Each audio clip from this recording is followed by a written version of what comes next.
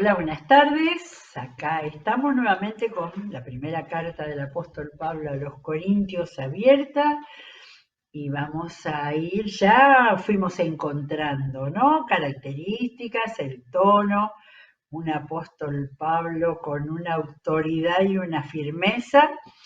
Y bueno, vamos a ir encontrando en cada párrafo nuevas situaciones, nuevas casi discusiones eh, y un planteo de apóstol, como él se sabía, pero de pastor, de guía, de congregaciones, ¿sí? Aunque él habla de la iglesia de Corinto, pero de congregaciones con problemas, con situaciones, pensando también la diferencia de congregaciones que estaban en el Asia Menor, eh, en su mayoría al principio, sobre todo formada por israelitas convertidos, judíos cristianos, pero ahora había una gran cantidad de gentiles y había diferencias culturales y este pastor gigante que era Pablo tenía que enfrentar a la distancia, ¿no? Ayer dijimos que escribía desde Éfeso a la iglesia de Corinto, en la provincia romana de Acaya, en Grecia, de manera que vamos a ir adentrándonos en, eh, iba a decir estos primeros capítulos, yo creo que prácticamente en todos, donde hay planteos, donde hay afirmaciones, donde hay enseñanza, ¿eh? De manera que no es una carta así ligerita de leer, es una carta donde vamos a encontrar contenido y nos vamos a encontrar también con el siglo primero, con lo que ya más o menos, no sé si dijimos, más o menos en el año 55 se cree, ¿sí? Hacía más de 20 años que había muerto Jesús y resucitado, de manera que, bueno, ahí vemos el crecimiento y las situaciones y los problemas de las iglesias. Muy bien, habíamos visto capítulo 1, capítulo 2, habíamos visto un tema que había empezado, que era rivalidades, no entre los líderes, sino de la gente que se embanderaba con Jesús también, pero con Pablo, con Apolo, con Pedro, ¿sí?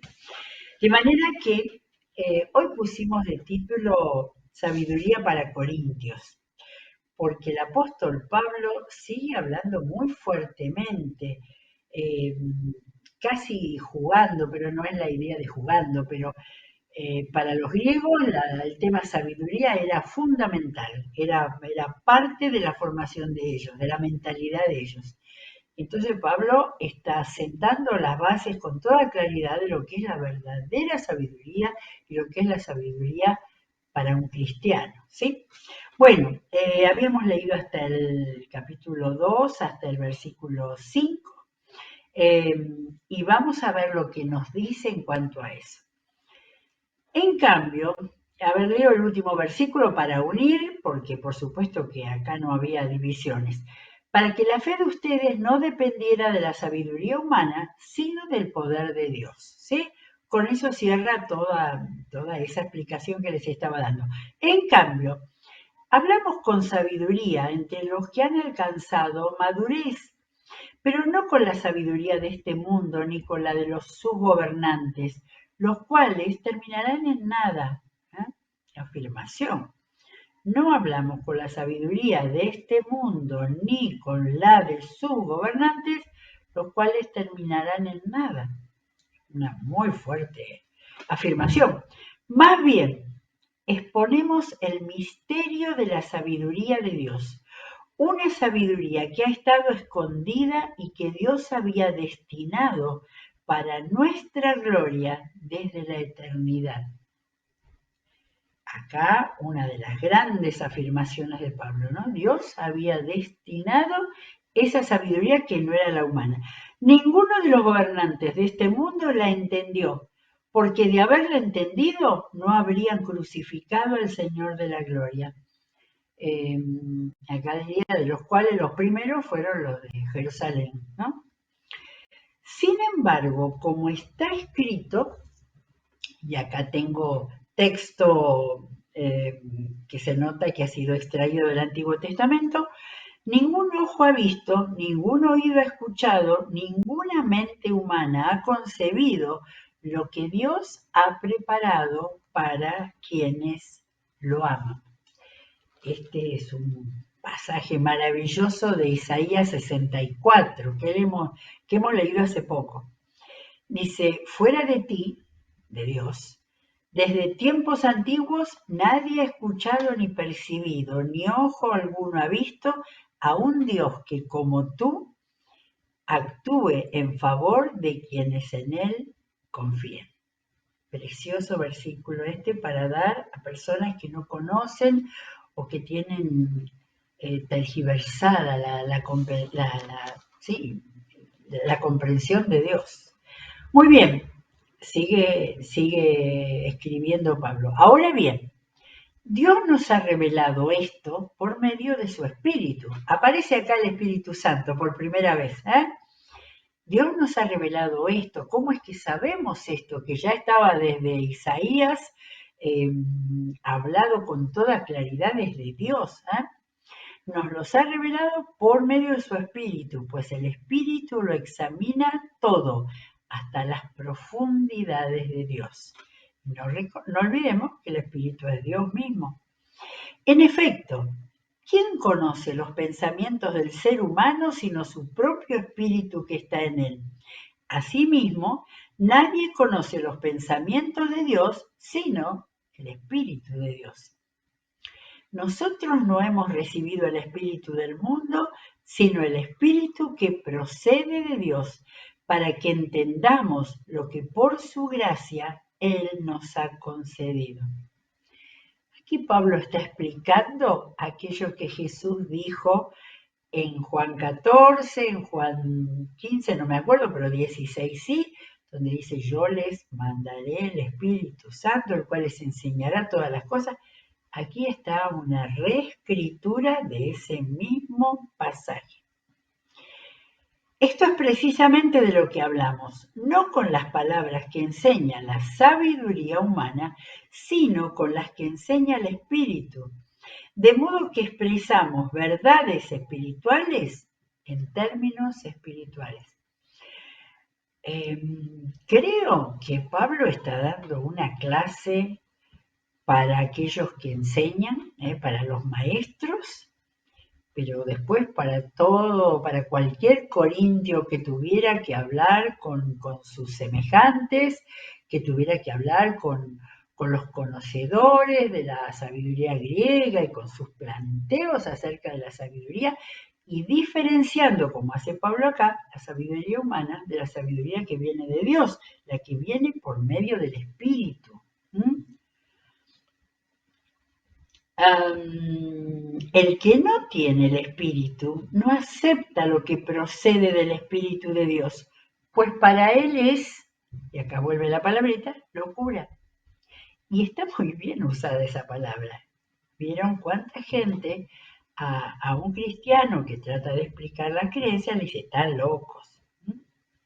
Pablo tenía la precisa en cuanto a que una verdad espiritual, como que el Espíritu procede del Espíritu de Dios y da la verdadera sabiduría, eso para el mundo es locura. No puede entenderlo porque hay que discernirlo espiritualmente. En cambio, el que es espiritual lo juzga todo, aunque él mismo no está sujeto al juicio de nadie. Repito. En cambio, el que es espiritual lo juzga todo, aunque él mismo no está sujeto al juicio de nadie. Porque, ¿quién ha conocido la mente del Señor para que pueda instruirlo? Esa es otra cita de Isaías, es de Isaías 40.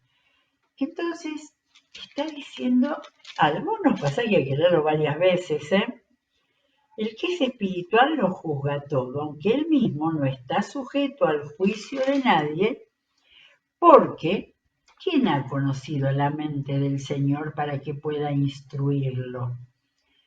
Sin embargo, acababa de decir que tenemos al Espíritu y que el Espíritu nos enseña las cosas de Dios. Estaba haciendo acá, yo no puse acá, no, ningún otro comentario, pero estaba haciendo una disquisición, ¿sí? Porque miren cómo termina. Nosotros, por nuestra parte, tenemos la mente de Cristo.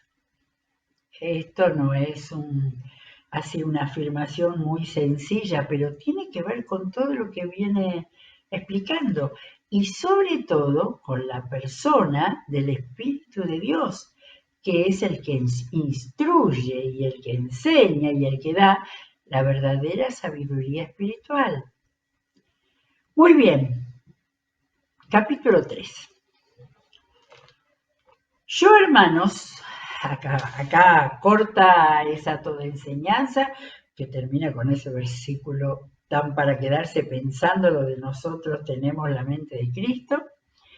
Yo, hermanos, no pude dirigirme a ustedes como espirituales, sino como a inmaduros, apenas niños en Cristo. Les di leche porque no podían asimilar alimento sólido, ni pueden todavía, pues aún son inmaduros. Esta metáfora de la leche para un bebé, y eso que les dice inmaduros y no les dice bebés. Duro, duro. Ahora, ¿a qué se refiere de todo lo expresado ahí entre el 1 y el 2? Mientras haya entre ustedes celos y contiendas, ¿no serán inmaduros? Bien, Pablo no decía medias las cosas ni les hablaba de frente. ¿Acaso no se están comportando según criterios meramente humanos? Cuando uno afirma yo sigo a Pablo y otro yo sigo a Apolo, no es porque están actuando con criterios humanos. De manera que Pablo no había terminado el tema que empezó en el capítulo 1, ¿no? Era, evidentemente, él habló de la sabiduría humana, habló de la sabiduría de los seres que no tenían a Dios, habló de la sabiduría divina, pero vuelve a hablar directamente sobre el tema concreto que había de las relaciones entre los líderes, porque antes eran las preferencias de la gente detrás de un líder u otro, pero ahora está hablando de que hay celos y contiendas. Voy al versículo 5. Después de todo, ¿qué es Apolos? Apolos. ¿Y qué es Pablo? Nada más que servidores por medio de los cuales ustedes llegaron a creer, según lo que el Señor le asignó a cada uno. Yo sembré. Pablo empezó la obra ahí, en Corinto. Apolos regó, pero Dios ha dado el crecimiento. La explicación es muy sencilla, casi para niños, ¿no? Así que no cuenta ni el que siembra ni el que riega, sino solo Dios, quien es el que hace crecer. El que siembra y el que riega están al mismo nivel, aunque cada uno será recompensado según su propio trabajo. En efecto, nosotros somos colaboradores al servicio de Dios. Y ustedes son el campo de cultivo de Dios, son el edificio de Dios. Y acá trae otro tema que lo va a desarrollar después y en otras cartas también, la iglesia como edificio de Dios. Bien, capítulo 3, entonces tenemos acá tratados directamente, no las bases, no la enseñanza, sino directamente argumentación para mostrarles que se estaban comportando como niños. Seguimos en el versículo 10. Según la gracia que Dios me ha dado, sigue con lo del edificio. Según la gracia que Dios me ha dado, yo, como maestro constructor, eché los cimientos y otro construye sobre ellos. Pero cada uno tenga cuidado de cómo construye. Y acaba de decir una de las grandes frases de estos primeros capítulos, porque nadie puede poner un fundamento diferente del que ya está puesto, que es Jesucristo. Si alguien construye sobre este fundamento, ya sea, acá empieza una metáfora, con oro, plata y piedras preciosas, o con madera, heno y paja, su obra se mostrará tal cual es, pues el día del juicio la dejará al descubierto. Acá vaya de comportamientos humanos en ese momento de la historia hasta hacerlos pensar en el día del juicio, hasta hacernos pensar a nosotros en el día del juicio. No nos vamos a poner en una actitud crítica hacia los corintios, sino lo que tiene que hacer un lector de la Biblia es pensar, bueno, ¿cuántas de estas cosas sirven para el día de hoy? En el día del juicio, el fuego la dará a conocer y pondrá a prueba la calidad de trabajo de cada uno. Si lo que alguien ha construido permanece, recibirá su recompensa. Pero si su obra es consumida por las llamas, él sufrirá pérdida. Será salvo, pero como quien pasa por el fuego. Esta enseñanza es muy clara con respecto a eso, ¿no? A este tema de cristianos que con la metáfora de la construcción, construcción de la vida, construcción de la obra del Señor, pero sobre todo construcción del edificio de Dios que es la iglesia, ¿no? Entonces el que solamente usó materiales de esos inflamables, dice, se salva, si ha creído en Cristo se salva, pero como por fuego. No saben, acá otra gran enseñanza, 3:16. ¿No saben que ustedes son templo de Dios y que el Espíritu de Dios habita en ustedes? Acá otra vez tenemos la Trinidad, Ustedes son templo de Dios, el Espíritu de Dios habita en ustedes. Si alguno destruye el templo de Dios, él mismo será destruido por Dios, porque el templo de Dios es sagrado y ustedes son ese templo. De manera que tenemos otra metáfora, tenemos edificio y ahora tenemos templo, el templo de Dios. Que nadie se engañe. Si alguno de ustedes se cree sabio según las normas de esta época, hágase ignorante para así llegar a ser sabio. Porque a los ojos de Dios, la sabiduría de este mundo es locura. Vuelve nuevamente con esa palabra que Pablo, supongo que como todo escritor, que busca una palabra para poner exactamente un contexto, cuando descubrió locura, la ubicó perfectamente. A ver, que nadie se engañe. Si alguno de ustedes se cree sabio según las normas de esta época, hágase ignorante para así llegar a ser sabio. Ya ha trabajado con esta idea, ¿no? No es en contra de la sabiduría, es en contra de la sabiduría mundana, de la sabiduría que no viene del Espíritu de Dios, como explicó en el capítulo 2. Porque a los ojos de Dios, la sabiduría de este mundo es locura. Como está escrito, Él atrapa a los sabios en su propia astucia. Esto es una cita de un salmo. Y también dice, el Señor conoce los pensamientos de los sabios y sabe que son absurdos. La palabra que habíamos encontrado en todo el Eclesiastés. De manera que unidad de pensamiento de la Biblia es como vienen las ideas que son tomadas de una manera o de otra. El Señor conoce los pensamientos de los sabios y sabe que son absurdos. Por lo tanto, que nadie base su orgullo en el hombre. Al fin y al cabo, y miren este final del capítulo 3, al fin y al cabo, todo es de ustedes, ya sea Pablo, Apolos o Cefas, o el universo, o la vida, o la muerte, o lo presente, lo porvenir. Todo es de ustedes y ustedes son de Cristo y Cristo es de Dios. Qué final que hay que pensarlo, ¿eh? Hay que pensarlo.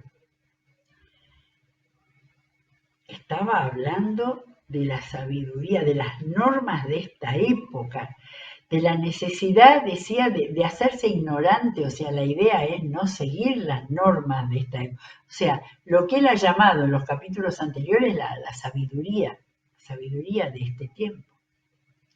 Aquella sabiduría de la cual ni Pablo ni Apolo habían hecho gala, porque Pablo dice en el primer capítulo, que dice 2 veces, que no fui a ustedes con elocuencia, con demostración de sabiduría humana. Todos estos pasajes hay que leerlos despacito, cuidadosamente, pensando, conversándolo, ¿no? Sería bueno para grupos que puedan estudiar esto. Vamos a volver a retomar acá. Por tanto, que el 21. Por tanto, que nadie base su orgullo en el hombre. Y cuando dice al fin y al cabo, todo es de ustedes, ¿de qué está hablando? Está hablando del edificio de Dios, que es la iglesia, que tiene que estar fundamentada sobre el único fundamento que es Jesús. Y todo es de ustedes, aquellos, a ustedes, a la iglesia, que son templo de Dios, donde habita el Espíritu Santo. ¿Sí? O sea, es como que primero los bajó para que entendieran cuáles eran los elementos de su inmadurez. Pero ahora, después de haber dicho que son el Espíritu de Dios, son el templo del Espíritu Santo, ahora dice, al fin y al cabo, todo es de ustedes, ya sea Pablo o Apolos o Cefas. Ninguno de nosotros somos el edificio, el templo. En tal caso, son con todos los otros que forman parte de la iglesia. Pero sigue, o el universo, o la vida, o la muerte, o lo presente, o lo porvenir. Cuando habla del universo me hace recordar cómo en este tiempo nadie públicamente habla de Dios como el creador. Yo creo que hay personas que lo creen, pero se tienen que asimilar, dicen el universo, ¿eh? Como si fuera el creado, que es el universo, en lugar del creador. Ese es un tema al cual se ha llegado en esta época, que no se menciona a Dios y mucho menos a Jesucristo. Pero acá está diciendo, todo es de ustedes, ya sea los líderes, el universo, la vida, la muerte, lo presente o lo porvenir, todo es de ustedes. ¿Y ustedes quiénes son? Son de Cristo y Cristo es de Dios. Qué profundo pensamiento, ¿sí? Con mucho peso y con un gran recorrido de explicación. Evidentemente, esta iglesia de los Corintios era iglesia que, aunque los trató de inmaduros, pero tenía que ver con el crecimiento espiritual, eran personas que podían seguir esta descripción del pensamiento, de la mente, de la sabiduría, ¿sí? Posiblemente una iglesia más sencilla le hubiera hablado en términos sencillos, fue decirles lo del bebé y lo de leche porque son inmaduros, eso era absolutamente básico y claro. Pero ya ahora todo este desarrollo de pensamiento, imagino la iglesia cuando recibió esta carta y la pasó por todas las congregaciones que habría en Corinto, ¿de qué manera se habrán quedado? Ahora, por eso hay una segunda carta después. Muy bien, capítulo 4, vamos a leer un poquito, tenemos un poco de tiempo más. Que todos nos consideren servidores de Cristo, encargados de administrar los misterios de Dios. Ahora bien, a los que reciben un encargo se les exige que demuestren ser dignos de confianza. Un pensamiento claro de conceptos, ¿no? Por mi parte, muy poco me preocupa que me juzguen ustedes o cualquier tribunal humano. Es más, ni siquiera me juzgo a mí mismo. ¿Qué había? ¿Juicio también de los hermanos a él? ¿Se sentía tocado? Por lo tanto, no, porque aunque la conciencia no me remuerde, no por eso quedo suelto. El que me juzga es el Señor. Era que había tema sobre Pablo mismo. Por lo tanto, no juzguen nada antes de tiempo. Esperen hasta que venga el Señor. Esperen para el juicio de Dios, para hacer juicio. Qué limpieza a una iglesia, todos estos temas que iba tratando. El Señor sacará a la luz lo que está oculto en la oscuridad y pondrá al descubierto las intenciones de cada corazón. Entonces, cada uno recibirá de Dios la alabanza que le corresponda. Vuelve con el tema del juicio, no es exactamente lo mismo, pero aquello de el que construye y cómo se ve y se recompensa o no lo que se construye. Hermanos, todo esto lo he aplicado a Apolos y a mí mismo para beneficio de ustedes, con el fin de que aprendan de nosotros aquello de no ir más allá de lo que está escrito, está en comillas. Así ninguno de ustedes podrá engreírse, ser engreído, ser soberbio, favorecido el uno en perjuicio del otro. Nuevamente, aparentemente está acá el tema de las preferencias, sí, los había dicho, ¿no? ¿Quién te distingue de los demás? ¿Qué tienes que no hayas recibido? Y si lo recibiste, ¿por qué presumes como si no te lo hubieran dado? Ya tienen todo lo que desean, ya se han enriquecido, han llegado a ser reyes, y eso sin nosotros. Ojalá fueran de veras,